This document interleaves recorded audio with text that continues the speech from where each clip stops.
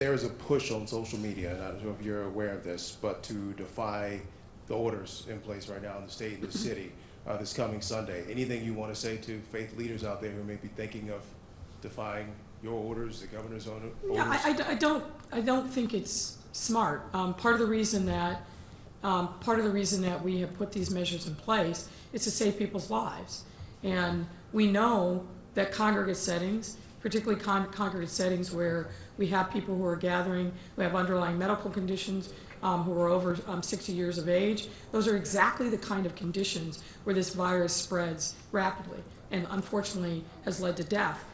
Prior to the stay-at-home order and even right afterwards, we did have some congregations that just refused to adhere, and unfortunately in those circumstances, we've had faith leaders get sick and die, and we have members of their congregations sick and die. So these measures are not arbitrary. They're put in place for a reason, and our hope certainly is that people are going to be compliant. We're trying to educate people into compliance as much as possible, but if not, we will absolutely not hesitate to take other measures to ensure that leaders are leading in a responsible way during this time period.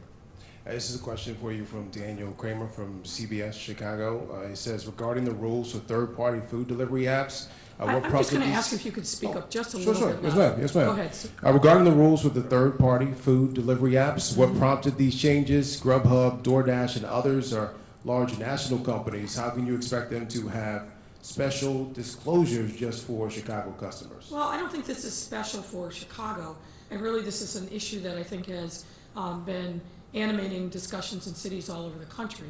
It's very important that there's transparency. I think the average customer who's ordering wants to know what the actual payment is, what the fee is going to be for the restaurant, and if a delivery service is taking what I think some have alleged, which is an inordinate amount of the fee, making it difficult for restaurants to be able to earn what are already very tight margins. I think the average consumer wants to know that and is going to act accordingly on the basis of that information. We just did a delivery at my house last night, and there was very little transparency around where the different charges were going to fall and who was going to be bearing them. That's information I think that the consumer has a right to know so that they can make choices wisely. So we have been talking to the various app companies, the food delivery companies that do services on apps for some time. We had extensive conversations with the restaurants and also consumers, and we think that this strikes the right balance around transparency. And so certainly our hope that we're not going to have to force the food delivery businesses into compliance. But if we do, we will. Last question for you here. How do you plan to get the message to young people out there? Many of them have told us they don't count on having a future, to stay home, stop gathering as they have been. Well, I think we've got to, as we've done in every other circumstance, really meet them where they are. We've had a number of very productive conversations with young people over the last couple of weeks. We've done a couple of focus groups to understand, A, what their baseline knowledge is about this disease, and for many young people, they still really don't understand how difficult and complicated and life-altering this disease is. So that tells me that we've got to continue to think of creative ways in which we can educate them about the risks and the dangers. But we also, aside from having, I think, credible messages that really reach them, is we have to have credible messengers. We have to have surrogates who really have resonance among the different sectors of young people. As you know, young people are not a monolith. They consume information in different ways, and we've got to think creatively about how we use those various channels and messengers to keep driving home that this disease is real, that regardless of race, ethnicity, or creed, you can get it. It doesn't know any geographic boundaries, and that it is very, very serious, and they have to take this message appropriately and seriously. And not only for them, but the thing that I think does resonate with young people is you put yourself at risk. That's one thing, and it shouldn't happen, and we're not encouraging that, of course. We're discouraging it. But the other thing that they have to remember is that when they go out and they're in these settings where the disease is present, you're bringing that back home. You're bringing it home to your family, to people in your household that you love and care about, people who may have underlying conditions, something like asthma or upper respiratory disease or heart disease or diabetes. This disease is ruthless in attacking people of all ages that have those underlying conditions. So while you may feel like you're invincible, you may feel like you're doing fine physically, you're bringing that back home to your household, to people that you love. And you've got to stop and think about that. All right, Mayor, thank you. Sure. Good morning, Mayor. First morning. question from Bill Cameron.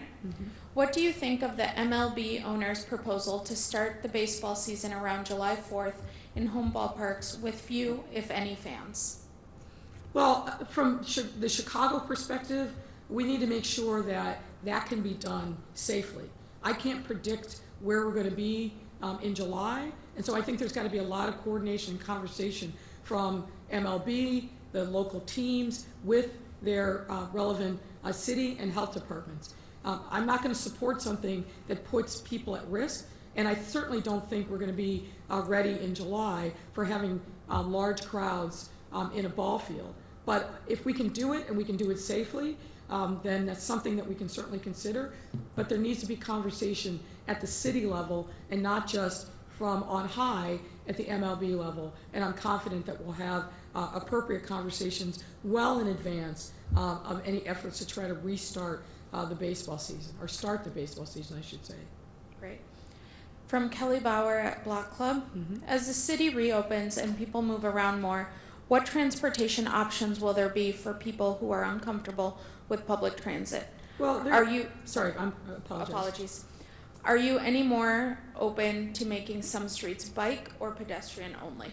Well, we're looking at a variety of options. As you know, this is a city that has a lot of mobility options, from clearly walking, public transportation.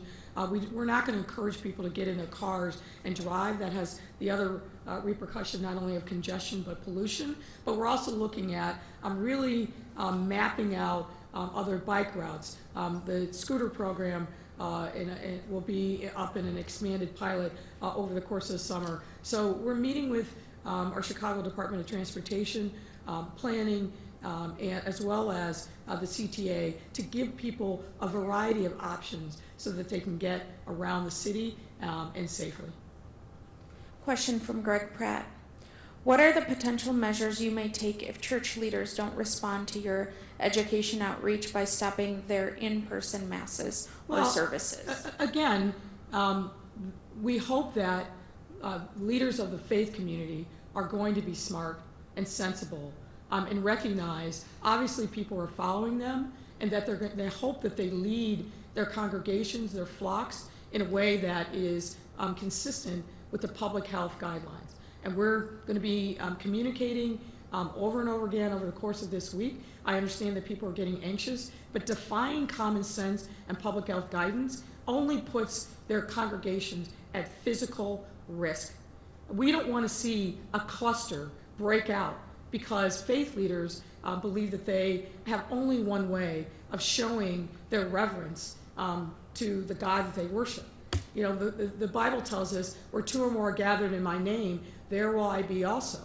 There's lots of ways in which we show our devotion to our faith that don't include physically putting people at risk. And we're going to continue to have that discussion, but if necessary, we are going to take action to make sure that there is compliance with the stay-at-home orders.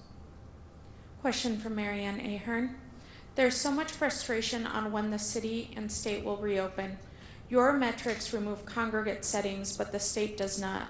Which metric will be the one that matters? Can you repeat the question again? I'm sorry. The last part of it, around congregate settings. Your metrics remove congregate settings, but the state does not.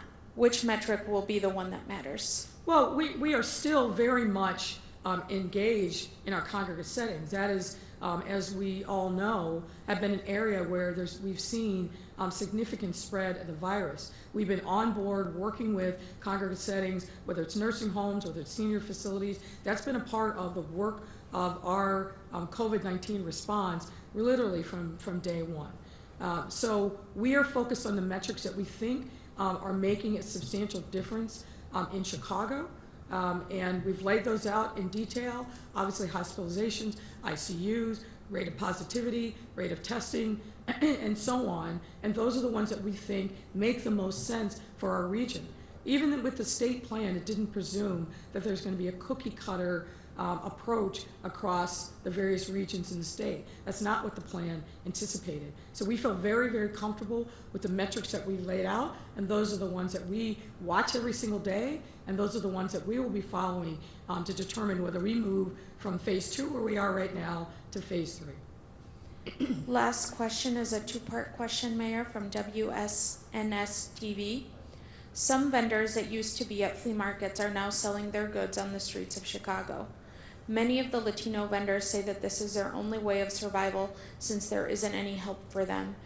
Mayor, can we get your response to that? And are there any funds being raised for vendors?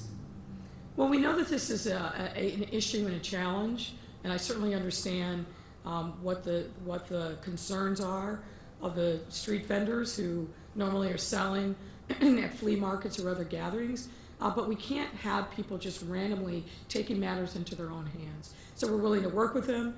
Our Business Affairs and Consumer Protection Department has done an extensive amount of outreach, particularly these small little micro businesses or businesses where it's one person selling wares. But there's got to be compliance with the stay-at-home order. We know that people are anxious and frustrated, but I just step back and look at what's happened not only in other parts of the world, like Japan and Singapore, that opened up too quickly and saw a significant surge in cases and then had to reapply restrictions on mobility.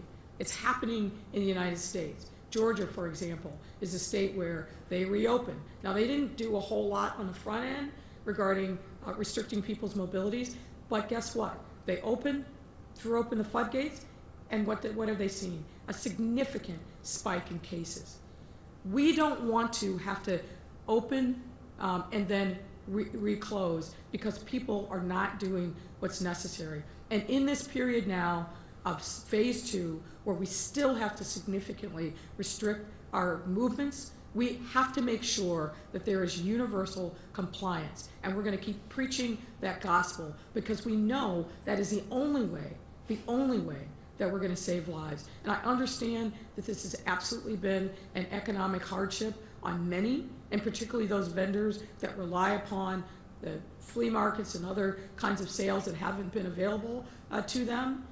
We've tried and will continue to work to make sure that there are resources that are available, particularly for those that are undocumented, because we know the federal resources won't reach them. But we have to strike the right balance. And right now, where we must be is staying at home and adhering to the guidance. Thank you, everyone. Thank you, Mayor.